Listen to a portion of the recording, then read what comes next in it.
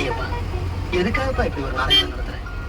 அதான் ஐயப்பன் அவங்களுக்கு எதிரா சாட்சி சொன்னான் பிரசாத்.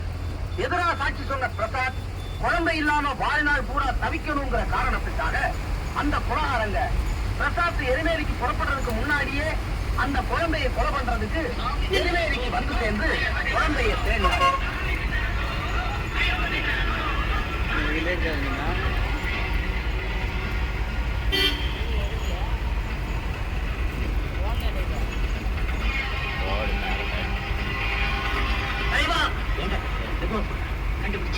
இதே திருவிழா சலீம்பாய் வீட்டுல தான் இருக்கு. Very good. நாங்க ஹோட்டல்ல இருக்கோம்.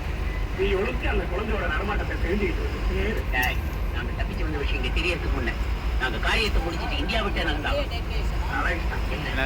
ஊற போய இதே மாதிரி போக 11 கிலோமீட்டர் காஷ்மீர்.